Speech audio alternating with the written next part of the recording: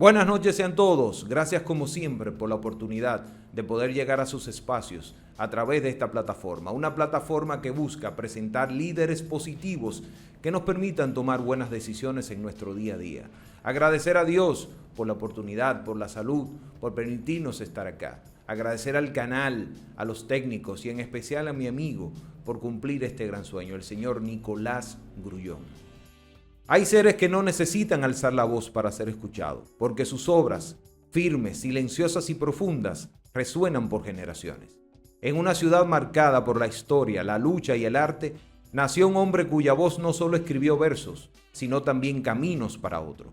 Desde los pasillos de las academias hasta los rincones más olvidados del país, su mirada siempre estuvo puesta en el bien común, en la juventud que sueña, en la tierra que lo vio nacer y en la palabra como instrumento de transformación. Se formó en el derecho, pero su justicia trascendió de tribunales. En la docencia no solo enseñó leyes, sino también dignidad. En la política pública no solo gestionó programas, sino esperanza. En la poesía no solo rimó ideas, sino que esculpió verdades. Su vida es testimonio de coherencia, la del hombre que camina con los pies en la tierra y el alma en las alturas. Pues desde esa autenticidad que le regaló a su ciudad natal uno de los legados más simbólicos, el himno a Moca, una composición que honra la historia y que ya forma parte del alma colectiva de su pueblo.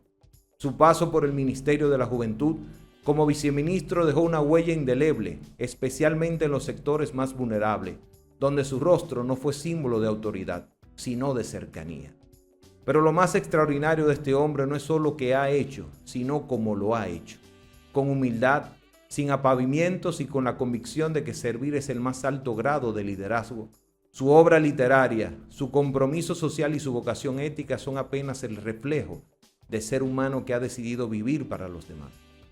Con ustedes y para ustedes, este recorrido íntimo por la mente, el corazón y el legado de un mocano que ha sabido hacer de su existencia una ofrenda, el doctor Juan Santos nos honra con estar aquí. Hermano, gracias por estar aquí. Para mí es un grato honor y la verdad que ha sido una de las entrevistas que más he esperado a nivel personal. Así que bienvenido, hermano. Antonio, muchísimas gracias. De verdad me conmueve sobremanera escucharte y tener la oportunidad de estar aquí en este programa que ciertamente se ha convertido en un estandarte para exaltar personalidades, valores, pero muy por sobre todo tratar de comunicar un mensaje en bien de las nuevas generaciones. Y yo creo que es una gran obra que trasciende y que va a dejar buenos frutos y huellas importantes en la vida, no solamente de los mocanos, sino de todos aquellos que siguen en este espacio, que yo sé que habrá de sembrar semillas relevantes, trascendentes y luminosas en bien de las nuevas generaciones.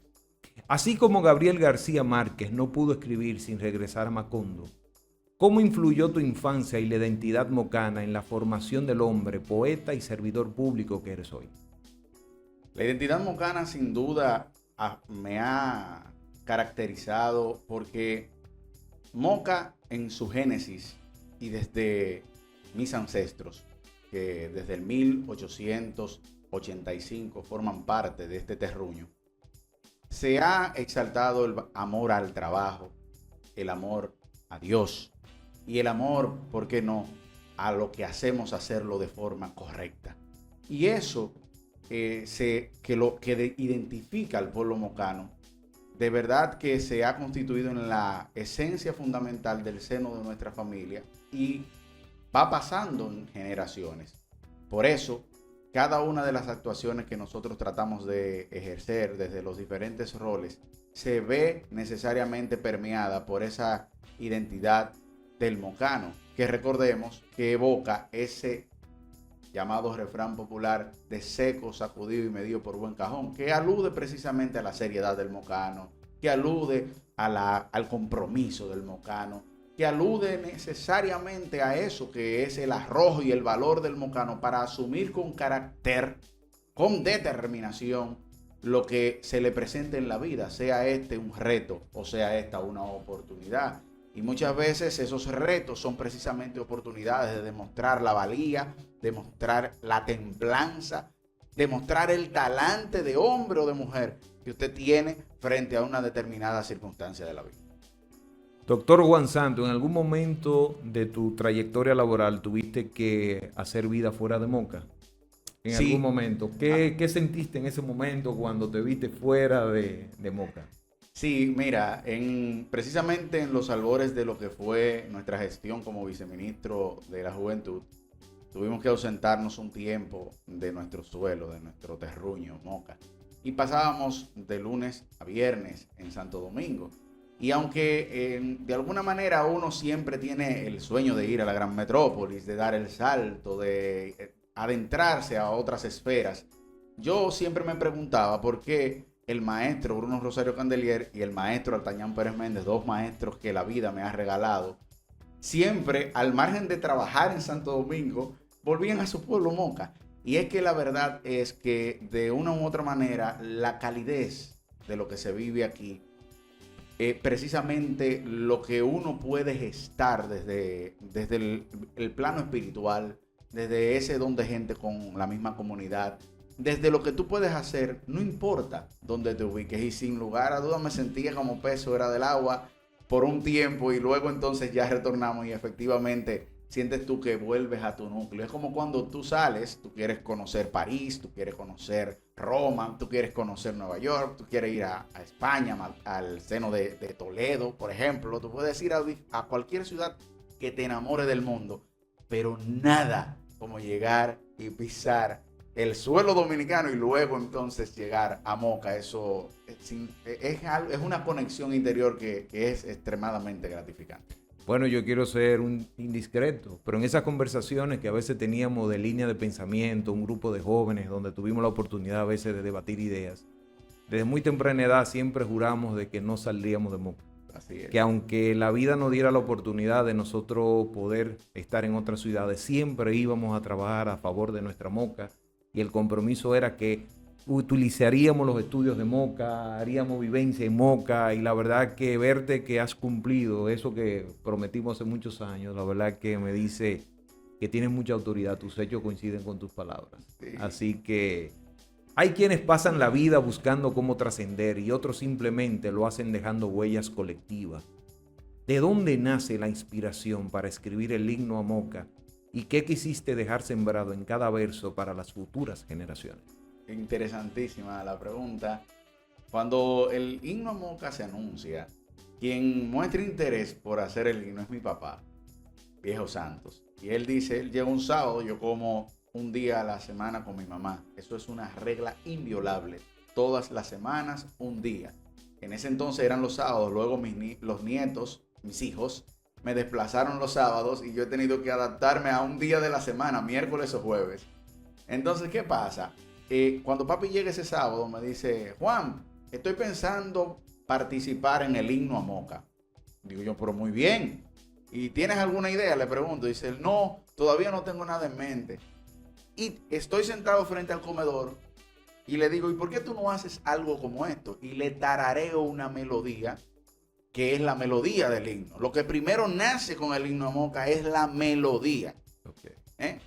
Por eso soy autor de música y de la letra. Entonces, cuando logro la melodía, que le digo, tra la la la la la la la la la, dice él, óyeme, pero eso se oye bien, ¿por qué no lo escribes tú? Entonces, aparto la comida y como tengo la musa en el instante, melódicamente hablando, entonces comienzo a delinear los versos y escribo. Entonces, en una villa hermosa de Espaillat, lates fuerte y ardiente cual sol, bañada de palmeras gloriosas, altiva vives en la nación. Tus hijos son un signo inmortal, héroes fieros labrados con pasión, proeza de eterna lucha, dignidad, libertad y honor. Y entonces, inmediatamente, con esos dos primeros estribillos, hago el coro. Moca, cuna de héroes, Moca, tierra de luz, Moca, eres la madre, eres el sueño, gloria y virtud. Dice papi, no, halo tú el himno. Entonces ahí me voy de la casa y al otro día me siento en la oficina y completo los dos estribillos restantes. Esa es la historia del himno. ¿Qué quisimos nosotros hacer con eso? Yo no te puedo decir que fue intencional. Fíjate lo espontáneo que surgió. Ahora, cuando tú miras hacia adentro del cuerpo, yo exalto el valor de los mocanos. la entrega del Mocano, no solo para nuestro pueblo, sino pro nación. Ahí no se mencionan hechos concretos, pero se habla de manera muy subliminal de toda la participación que tuvo precisamente el Mocano en cada rol importante que la historia nos llamó a jugar. Entonces, creo que ese es el gran legado del himno, que nosotros como generación, los que estamos ahora y los que han de venir, tengan como recordatorio eso, para saber que cuando la patria nos convoca, cuando la sociedad nos convoca, tenemos el gran compromiso de dar lo mejor de nosotros. Eso significa hacer la obra macro. No, la obra macro empieza, ¿tú sabes dónde? En el seno del hogar. Ahí empieza la primera gran obra. Y luego en tu ejercicio profesional, y luego en el plano social, y así cada uno de los roles que la vida te permite.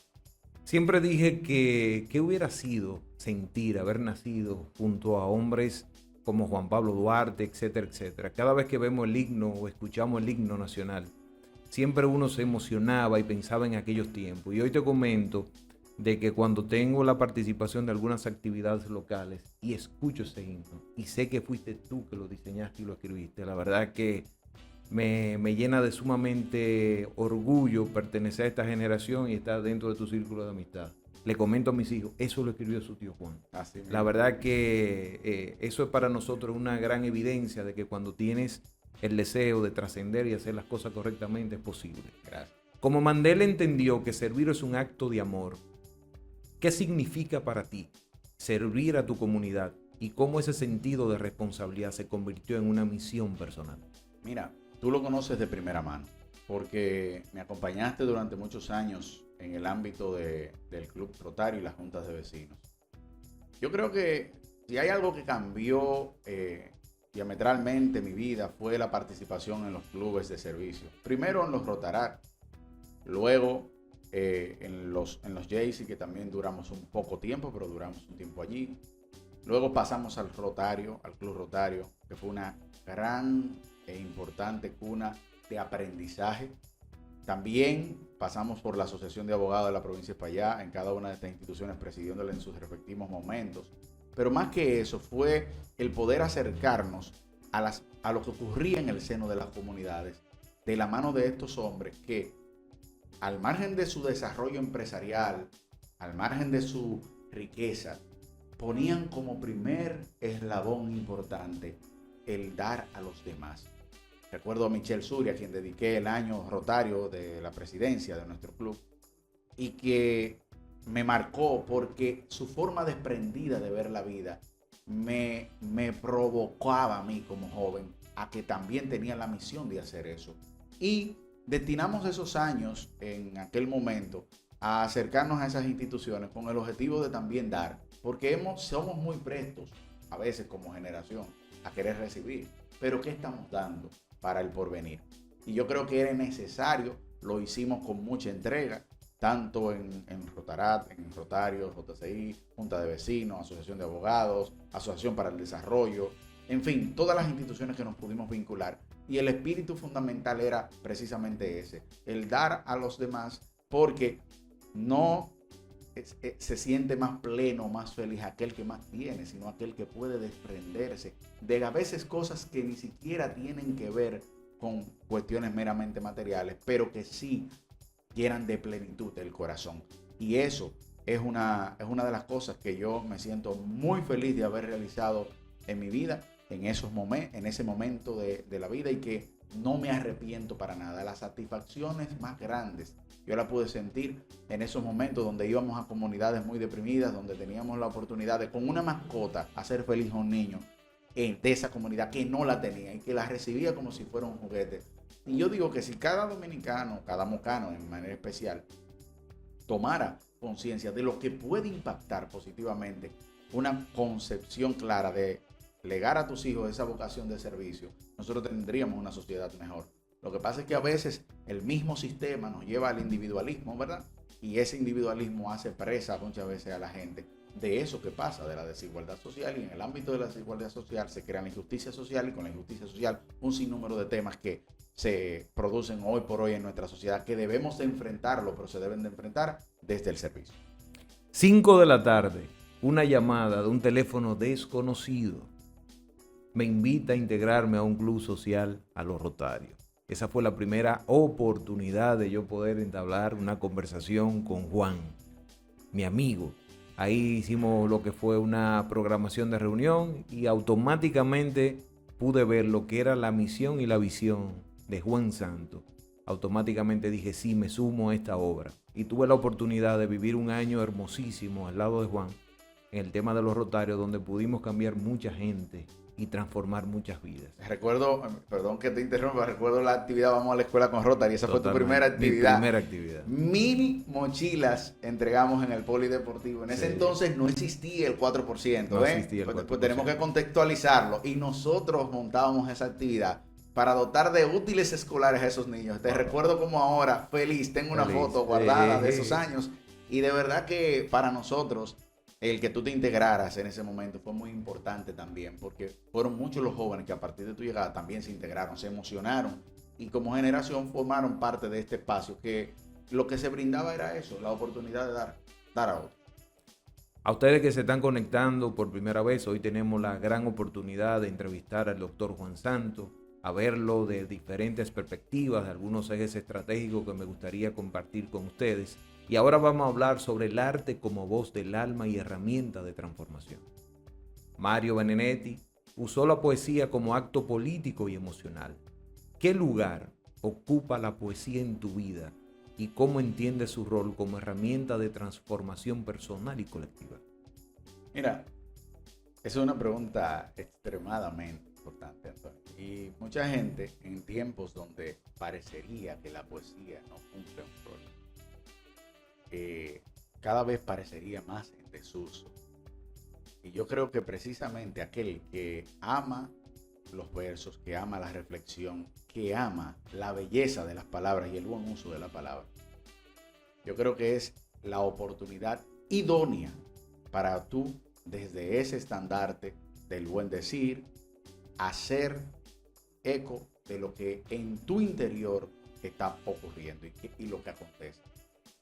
La poesía no son solo palabras bonitas, como bien señalabas. La poesía es la esencia, es la savia del ser humano, y tu testimonio vivencial se va a expresar también en palabras, en obras, pero también en palabras. Pero ¿qué pasa? Las obras, si no quedan registradas por alguien, puede que pasen en el tiempo y te recordará una generación, 2 generaciones. Ahora, el testimonio escrito. Hoy conocemos a Sócrates por las ideas escritas por Platón. Hoy conocemos al Cristo por las ideas escritas por los evangelistas. Y así, cada una de las personas que fueron plasmando sus ideas, Homero en la Ilíada, ¿verdad? Que en este caso es un nombre que es parte de una ficción de colectivo, pero también tenemos Shakespeare, tenemos al Cervantes, tenemos a un sinnúmero de escritores que plasmaron en papel sus ideas y trascendieron en el tiempo. Pero el patricio, al que tú aludías hace un tiempo, en esta entrevista, empezó en el dramaturgo. Desde la dramaturgia empezó, o sea, a través del arte, a vertir hacia afuera lo que pensaba para provocar en ese ciudadano un llamamiento. Entonces el que escribe, sea este artículo de opinión, sea poesía, sea narrativa, tiene una misión cardinal: comunicar. Y cuando comunica, existe un receptor. Y ese receptor puede, como resultado de eso que se escribió, producir grandes transformaciones, no solo para consigo en su interior, sino también para los demás. Entonces, cuando yo escribo, no es solo un acto de desahogo, no es solo un acto de expresión de un momento feliz, triste, épico. No. Se constituye al mismo tiempo en testimonio y herramienta de transformación para aquel que lo puede percibir. Y como la poesía tiene la belleza de que es multívoca, no necesariamente la esencia o con exactitud lo que yo quise decir va a significar eso para Antonio. Puede que sea más. Y entonces, o puede que sea menos, pero puede sembrar la semilla en Antonio de producir una obra mejor, entonces estamos construyendo. Y qué bueno, porque el deber de un escritor no es pretenderse por encima de los demás, todo lo contrario, es sembrar, dar su voz y que esa voz sea multiplicada por otros. Y por qué no, que vengan más voces, porque esa es la realidad, esa es la gran grandeza que tiene don Bruno, por ejemplo, que nos convoca a todos nosotros como escritores, a los fines de que cada quien se exprese y al final nosotros elevamos la cultura, elevamos la literatura, elevamos el quehacer literario de República Dominicana, que es también trabajar por nosotros mismos, porque mientras más apostemos a buena literatura, más nosotros estamos promoviendo a los valores, a exaltar las cosas buenas que pueden distinguirnos como ciudadanos. Ahora, mientras más ausentes estamos de eso, mientras menos plasmamos nosotros lo que nosotros tenemos que hacer como generación, además de que eso tiene que responder a una vocación, ¿verdad? Y si usted tiene esa vocación, hágalo, hágalo. Lo que se deja para después de cierta añada no se hace. Entonces yo me tomé muy en serio esa palabra de él, que un día me dice, mira, el que quiere aprender a escribir, aprende a escribir. ¿Tú sabes cómo? Escribiendo. Me lo estaba diciendo un hombre que fue el que más escribió de derecho en República Dominicana. Y me decía, la técnica de aprender a escribir. Yo le dije, doctor, ¿cómo usted ha escrito tanto? La técnica de aprender a escribir es escribir. Si usted quiere aprender a escribir, escriba. Y publique. Entonces, bueno o malo, al final de la historia, a alguien puede servir eso que usted escribió. Y yo creo que sí. Que desde ahí no solamente hay un sentido de expresión, sino que también usted impacta colectivamente, porque tu testimonio forma parte también de la colectiva. Muchos me preguntan quién escribió el epitafio de mi papá. Y hoy tengo que decirlo públicamente porque mucha gente le ha gustado muchísimo. Fue el doctor Juan Santos. En ese momento difícil, Juan se inspiró y me hizo la propuesta de ese epitafio que hoy está en la tumba de mi padre. Y hoy quiero agradecerte como familia porque fue de esos gestos en los cuales yo nunca voy a olvidarte. Gracias, Porque una persona tan importante como mi papá, en el caso de nosotros como familia, la verdad, tener ese sello tuyo de esa escritura como epitafio, nos obliga a recordarte siempre. No, pero es que yo, don Guillermo, le tengo una gratitud que no puedo describirla, porque don Guillermo, a las 5 de la mañana, cuando yo iba a tu casa a buscarte para ir al gimnasio, el café era obligatorio, y esas palabras sabias. Vuelvo al tema de las palabras. Fíjate cómo esas palabras de las 5 de la mañana a las 5:30 que nos íbamos, 30 minutos de conversación con un café, transformaron, por lo menos yo sentía que me transformaron a mí, desde el punto de vista de esa visión de ese hombre que amaba la familia, que amaba el trabajo, que amaba la comunidad, que creía en los valores. Entonces, cuando tú dices, pero óyeme, los grandes hombres de nuestro municipio se han amparado en esas cosas, ¿qué debemos hacer nosotros? Seguirlos, seguir su huella. Entonces, para mí fue el gran, yo no podía dejarlo. De hecho, recuerdo, yo tengo escrito un acróstico, que es el nombre de don Guillermo completo, totalmente, desarrollado en versos como un gran poema, que tú lo tienes. Claro. Y ese, no sabía que habían tomado ese fragmento para el tema de la tumba, pero sí, lo recuerdo como ahora. O sea, ese momento para mí también fue muy fuerte y no podía callarlo. Vuelvo al tema de que hay que decir las cosas y escribirlas porque quedan ahí. Muchos jóvenes hoy buscan autenticidad en medio del ruido. ¿Qué mensaje quisiste transmitir con Oda al Fulgor Sagrado y por qué crees que la espiritualidad aún tiene un lugar en la vida moderna? Precisamente en este mundo que escuchaba ayer a Joan Manuel Serrat hablando de que no le gusta el mundo en el que vivimos, un mundo de caos, de egoísmo, de traiciones, de mentiras, de fake news, donde el amarillismo es más importante que este tipo de contenido en bien de exaltar a las personas con contenido de valor. Yo creo que sí, que se hace cada vez más necesario el que asumamos un compromiso desde los medios de comunicación, desde las diferentes profesiones, desde lo que se hace, de difundir las cosas buenas. Porque al final de la historia, todos pasaremos, pero tendremos necesariamente que mirar hacia atrás y ver qué dejamos nosotros. Y entonces, el ruido, a lo que llamamos ruido hoy, muchas veces alude al tema de los influencers, lo que está en tendencia, lo que crea sonido. Y ese concepto está lamentablemente muy arraigado, no quiero llamar de manera genérica en todos los casos, pero sí en un alto porcentaje, está arraigado a los antivalores. ¿Y qué pasa? Que cuando ese ruido yo no tengo el contrapeso de la esencia de las cosas, cuando yo lo que estoy es viendo la opulencia, vendiendo la sensualidad, cuando yo solo me circunscribo a lo meramente carnal, se hace cada vez más necesario entonces volver a la parte espiritual. ¿Por qué? Porque si bien es cierto, nosotros como individuos tenemos un cuerpo carnal, físico, tenemos una estructura, no menos cierto es que estamos compuestos por alma y espíritu. Y eso lo evidencia no solamente la propia ciencia, sino que también la observación del individuo de manera individual, como ente, cuando se mira a sí mismo. Y esa alma y ese espíritu son precisamente para el creyente, para el que cree en Dios, son la gran oportunidad de trascender a este plano.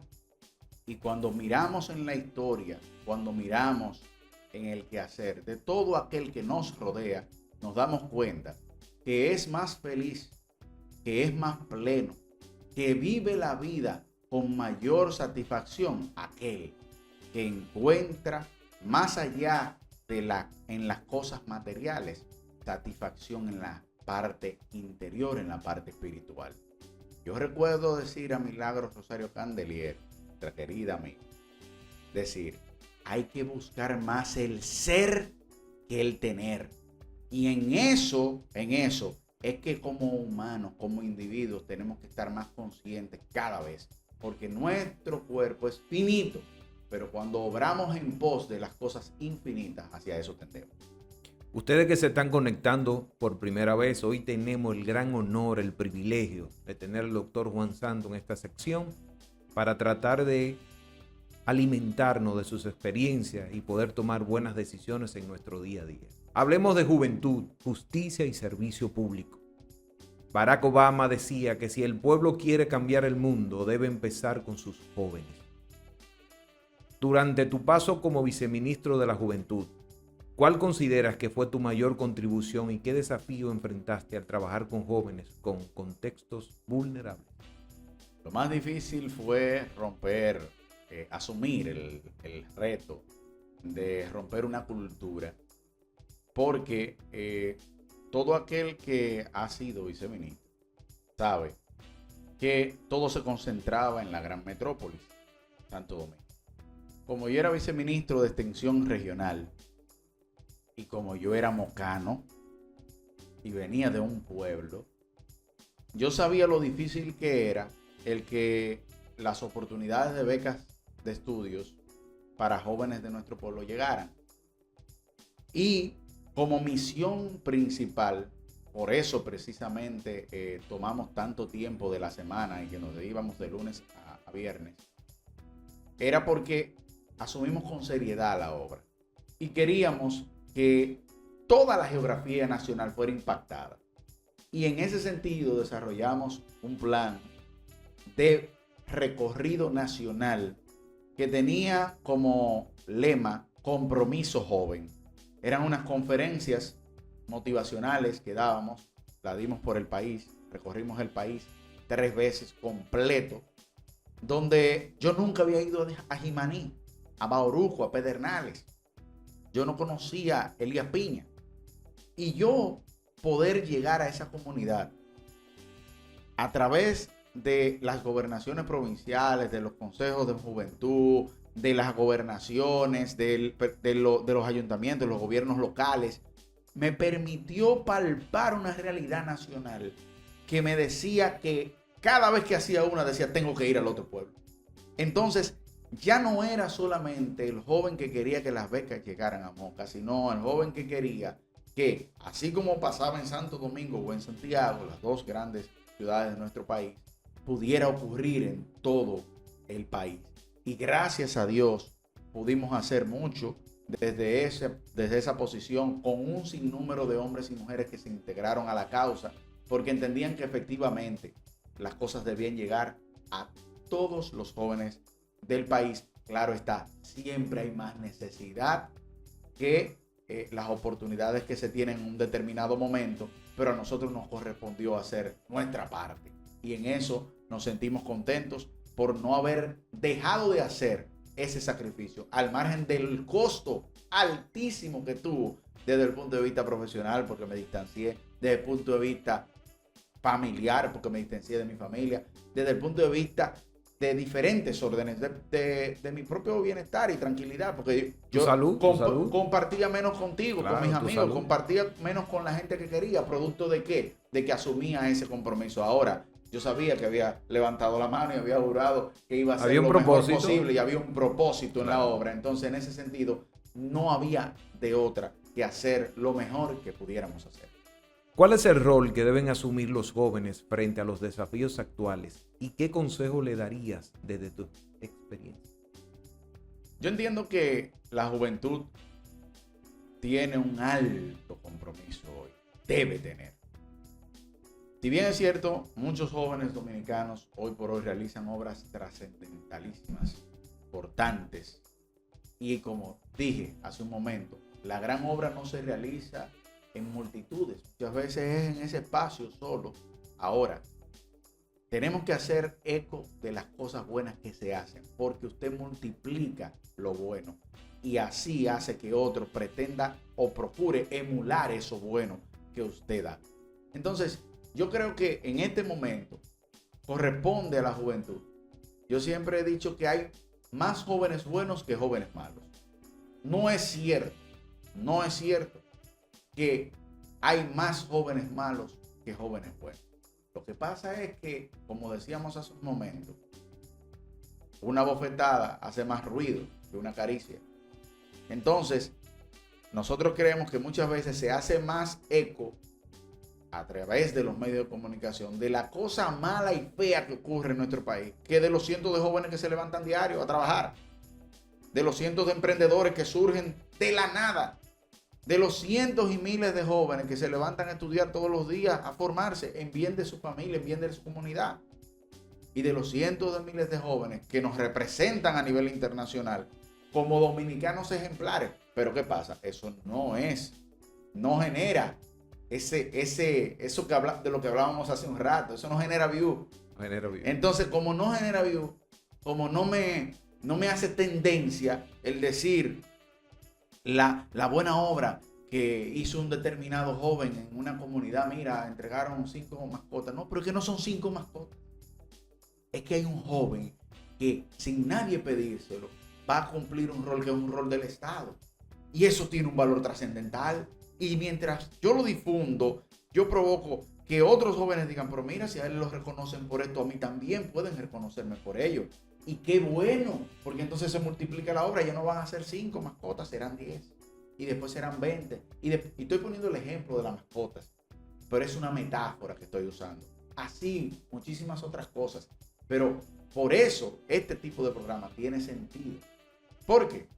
Porque procura que se hable de las cosas buenas y desde lo que otro puede hacer, desde su humilde espacio, porque no estamos pidiendo que sean cosas trascendentales, volvemos a decirlo. Es qué usted puede hacer en bien de otros, desde su rol, como papá, como hijo, como hermano, como profesional, como comunitario, como obrero, desde el rol que le haya tocado en la vida. ¿Cómo lo hago? Doy un 5% de mi potencial, lo estoy dando mi 100%. Lo que decimos siempre nosotros cuando estamos en nuestra conferencia, ¿verdad? Estamos dando el 100% de todo lo que nosotros podemos dar en una cosa, o simplemente nos estamos circunscribiendo a hacer lo mínimo. Y ahí es que está el llamamiento. Como generación, como nueva generación, los jóvenes de hoy están dando el 100% de lo que pueden dar. Yo creo que pueden dar mucho más. Y el gran reto es ese, que podamos motivarles para que ellos descubran el gran potencial que como generación tienen hoy y que deben ofrendarlo en bien de su propia existencia, de su familia y de toda la comunidad.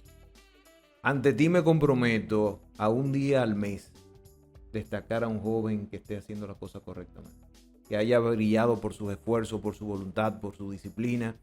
Vamos a destinar un día al mes para venir a entrevistarlo y que nos cuente su historia respecto a lo que es que a veces tenemos que aprender a sembrar para cosechar.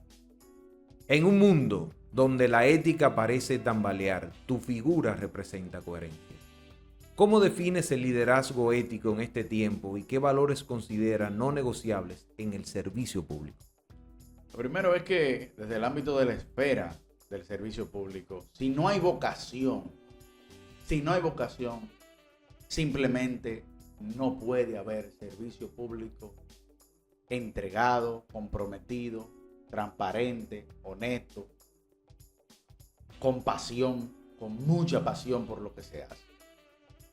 Y eso nace de la vocación porque el individuo, cuando siente esa vocación, que es un llamado interior, no puede contenerse a eso.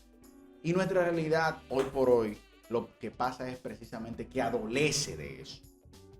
La política, tristemente, se ha convertido en el escenario en el que los individuos que más tienen son los que detentan los puestos. Entonces, como compro el puesto, me vale si hago o no hago. Entonces, ¿qué pasa? En ese esquema de cosas y en un estado en donde la concepción es precisamente que el que tiene pueda ser, hoy por hoy tú tienes un poder legislativo que te evoca leyes que pueden ser objetadas a las 2 semanas porque no se corresponde con lo que técnicamente debió ser porque la persona que está ahí no sabe de ley. Pero tampoco se deja asesorar. Pero también responde a un interés meramente político. Pero tampoco responde a lo que quiere la comunidad. Entonces, ¿por qué? Porque no sabe representar, porque no quiere representar y porque simplemente va a ir a cumplir un rol de lo que me dijeron que tengo que hacer. Entonces, tristemente, nuestra sociedad también, porque debo de hablarlo así, tiene los políticos que se merecen. ¿Por qué? Porque es una corresponsabilidad suya el hecho de usted permitir que cualquier individuo lo represente a usted. ¿Por qué? Porque usted no fue a votar, porque usted no entendía que el sufragio era importante, porque usted entendía que simplemente va a pasar lo mismo. Entonces, ese desapego al compromiso real que como individuos en una sociedad debemos asumir en bien de la sociedad en la que vivimos, que al final es la sociedad de nuestros hijos en el futuro. En esa medida en que nosotros no somos conscientes de eso, entonces permitimos que ese tipo de liderazgo trascienda, se permee en la comunidad y en la sociedad, y entonces se convierte en una herramienta que lacera al final entonces. No solamente la función pública, que debería de ser un estandarte, un referente. La función pública debería ser el funcionario público. Antonio, yo te voy a recordar momentos cuando nosotros decíamos, pero ¿y si nosotros tuviéramos cámaras de diputados, ministerios, instituciones con que los representantes de las juntas de vecinos de cada comunidad fueran los que representaran? Claro, totalmente. ¿Qué sociedad tendríamos? Sí. Si nosotros tuviéramos personas del Instituto Duartiano, del Centro Duartiano, vinculadas a los temas constitucionales de este país para analizar los temas de soberanía, los temas de respeto a los símbolos patrios. O sea, ¿qué tú crees que va a pasar en una sociedad así? Entonces, ¿qué pasa? Hoy por hoy, ese tipo de perfiles son relegados. No están en esos espacios porque se ha convertido en un mercantilismo. Y nosotros como sociedad debemos de tomar conciencia de lo que está ocurriendo. Porque lo que está pasando en El Salvador es eso, es el resultado de una descomposición tal que llega a un extremo en donde ya entonces se prefiere el autoritarismo. Yo te cedo el poder del Leviatán, pero te lo cedo a ti para que controles y hagas lo que tú quieras, porque estoy desesperado ya de lo que está pasando en mi comunidad. Y como es tan burdo, es tan grave la criminalidad, es tan fuerte lo que convivo, yo prefiero ceder parte de mi libertad al soberano, para que el soberano decida. Pero es porque no me funciona que los 3 poderes del Estado, el poder legislativo, ejecutivo y judicial. Cuando tú dices que esos 3 poderes en sí, uno ingiere en el otro, no existe independencia de poderes. El espíritu de las leyes de Thomas Hobbes, el Leviatán, todo se va a letra muerta y al final entonces nos quedamos con una sociedad ávida, deseosa del espíritu de la ley, deseosa del deber ser de los patricios, que concibieron un estado donde la ley era igual para todos, en una visión de Duarte de amor por la patria, por la libertad, por la justicia, que hoy por hoy son nuestra idea, son nuestro deber ser, pero hacia eso debemos tender. Y para que pudiéramos tender hacia eso, tendríamos entonces que tener un liderazgo comprometido precisamente con la vocación, vuelvo a la palabra, vocación, y comprometido con las ideas. Juan, tú sabes que en la televisión el tiempo es limitado.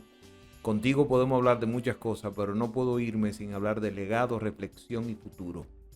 Muchos líderes no piensan en cómo serán recordados. Esa palabra es importante. ¿Qué legado deseas dejar a las próximas generaciones? ¿Y cómo te gustaría que la historia recuerde al doctor Juan de Jesús Santos? Mira, una pregunta difícil porque uno siempre piensa en lo que va construyendo en el día a día, pero no después de. Y creo que quizás la obra más importante para mí son mis dos hijos. Yo quiero a Elisa Santos Rodríguez, Juan Pablo Rodríguez, que sean hombres, mujeres de bien, que sirvan de testimonio de hacer las cosas correctas, de que cada día en el que entregan el alma y el corazón en bien de su papá, de su mamá, de su familia y de la comunidad, se van a convertir cada vez más en mejores personas, y que como creyentes también le abre puertas hacia el cielo, hacia Dios, ¿no? Y yo creo que cuando nosotros miramos hacia atrás como individuos y evaluamos cualquier conquista, ninguna de ellas es ajena a lo que realmente todo el esfuerzo que tú haces al final tiende hacia ellos, tiende hacia los hijos. Entonces creo que por lo único que quisiera que me recordaran es por ser el papá de Elisa Santos, de Juan Pablo Santos, que yo me pueda sentir donde quiera que esté orgulloso de que ese poema hecho carne, esos dos poemas hechos carne, lo han hecho bien, en bien de sus ascendientes, su legado, su trayectoria, su ascendencia, ¿no? Pero también de lo que ellos mismos van a cosechar en bien de sus vidas y de las generaciones que le han de suceder. Yo creo que esa sería la gran obra, y por lo que quisiera que me recordaran. Lo demás que venga por añadidura. Por añadidura. Todos los grandes soñadores han tenido a alguien que los inspiró. Si pudieras agradecer públicamente a una persona que marcó tu vida, ¿quién sería y qué le dirías hoy? Se llama Luis Polanco. Luis Polanco, director del Liceo de la Tarde. Luis Polanco transformó mi vida. Poca gente sabe que yo estudiaba en el Liceo Eladio de Peña de la Rosa.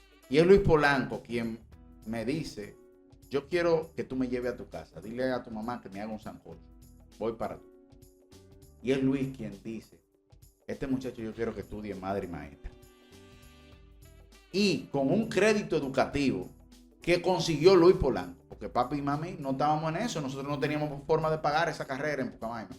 Y es Luis Polanco, ya yo tenía los papeles depositados en otra universidad. Y él dice: no, él va para madre y maestra. Y entonces es él quien tiene la visión. Y gracias a estudiar a madre y maestra, yo ingreso a la firma de Carlos Salcedo. Gracias a ingresar a la firma de Carlos Salcedo, yo ingreso a la firma de Artañán Pérez Méndez. Gracias a eso, conozco al profesor Bruno Rosario Candelier. Y si te hago un análisis detallado, entonces esa decisión de Luis Polanco transformó mi vida, porque todo eso produjo al académico, al magíster, al doctor, al especialista, al abogado litigante, al escritor de libros. Todo empezó en la decisión de Luis Polanco de abrirme la puerta y abrirme la visión de que yo podía ser más en formarme, en dedicarme a estudiar para poder construir a un Juan Santos que en ese momento yo no sabía que estaba, y él lo pudo ver. Entonces ese hombre, donde quiera que esté, yo le agradezco infinitamente ese empujón, porque fue el que me permitió a mí ver más allá de mi propio ojos. El profesor Luis Polanco yo creo que todavía no ha sido valorado a su medida porque todos nosotros, incluyéndome a mí, de una forma u otra también fue marcada por ese empeño y esa voluntad. Recuerdo que en un momento de cuando había cierta incertidumbre respecto a los estudios y eso, él fue que también me promovió y me motivó a seguir y hacia adelante. Siempre ha sido una persona muy cercana. Yo creo que hay muchos jóvenes que deben agradecerle al profesor Luis Polanco. Yo no te lo puedo contar. Yo conozco muchos jóvenes que su vida se transformó gracias a Luis Polanco. Claro. Es que ese hombre, él nos miraba y en esa promoción, recuerdo la promoción de nosotros se llamaba Apocalipsis 21. Y él tomó varios muchachos de ese grupo y a todos los ayudó a conectarse. Pero no era que le daba dinero, recursos, no. Sembrándole en su corazón el deseo de superación y de que ellos podían. Y cuando yo llego a esa universidad, donde el único estudiante de liceo público era yo en esa promoción, yo me estaba poniendo loco porque yo estaba estudiando con otros jóvenes que eran de La Salle, del Juan 23, y la competencia a nivel académico también era muy fuerte. Y él solamente me decía, tú puedes, no te rindas. Tú puedes, no te rindas. Oye, Antonio, te lo estaba diciendo a un muchacho que en ese momento iba en desventaja total, era corriendo en desventaja total, pero gracias a su fe y a su motivación lo logramos. Para cerrar este encuentro con la sensibilidad que te caracteriza, queremos mirar hacia adelante. ¿Cuál es tu mayor sueño pendiente, ese que aún te impulsa a despertar cada mañana y seguir sirviendo desde la palabra y la acción? Ya yo lo dije. Sí. Ese es mi mayor sueño, construir en ellos y con ellos un futuro mejor para nuestra familia, nuestro apellido, y que podamos ser testimonios de que cuando se quiere, se puede. Juan, te conozco de hace muchos años y la verdad que eres una caja de sorpresas respecto a lo que son las experiencias y la forma de motivar a un grupo de jóvenes. Hoy, después de esta entrevista, te valoraba mucho ayer, como dicen. Hoy te valoro más que ayer, pero menos que mañana. Así que de verdad es un grato honor ser de tu generación, pertenecer a tu círculo de amistad y ser una persona que ha creado mucho en mí. Después contaré muchas anécdotas de cosas que tú lograste. En mi primer libro fuiste tú que lo motivaste. En la persona que me motivó también a dar pasos educativos importantes fuiste tú. La verdad que públicamente quiero agradecerte y más que todo, hiciste muy feliz a mi papá. Ese año de pandemia que tuvimos la oportunidad de vernos ese café todas las mañanas, mi papá te dejó escrito. Sí. Indiscutiblemente para él fue de mucha importancia. Hoy tiene las oportunidades de despedirte, mandar algún mensaje a ese grupo de generación, que lo que buscamos es que se vean inspirados ante personas que han hecho las cosas correctamente y que puedan seguir pasos positivos y que no todo está perdido, como tú lo decías, hay más bien que mal. Así que apostemos al bien. Así que primero, las cámaras son tuyas. Gracias, Antonio. Yo soy el agradecido de ti por esta gran oportunidad que me das de revivir momentos hermosísimos de mi vida y muy especiales. Ese café al que aludes, de verdad que marcó ese momento de nuestras vidas y la amistad que hemos atesorado, que hemos sabido construir en el tiempo, nos permite y nos compromete aún más en seguir trillando día a día con esfuerzo, porque requiere de esfuerzo, requiere de persistencia, requiere de constancia. Y en esa disciplina que admiro de ti, porque eres referente de disciplina en cualquier cuestión en la que te involucras, y este programa es un testimonio de ello. Te felicito por lo que vienes construyendo, que sé que va a trascender la obra en bien de tus hijos, pero también de la comunidad. Así que sea un saludo especial a todos tus parientes, especialmente a tu madre, a quien atesoro y quiero muchísimo, pero también a toda tu audiencia, que sé que te sigue porque aquí promueves lo bueno, promueves lo que nos permite como individuo mirar más allá y mirar un mañana luminoso en bien, no solo de nuestro sentir individual, sino en bien de la transformación de una realidad colectiva para todos y todas. En buena hora, felicidades, gracias por invitarme y que todo el que ve este programa pueda sentirse motivado en continuar aquella obra a la que ha sido encomendada a usted exclusivamente y que debe de hacerlo con excelencia. Que la República Dominicana no se enferme, ni del corazón ni del alma. Buenas noches a todos. Gracias por estar con nosotros.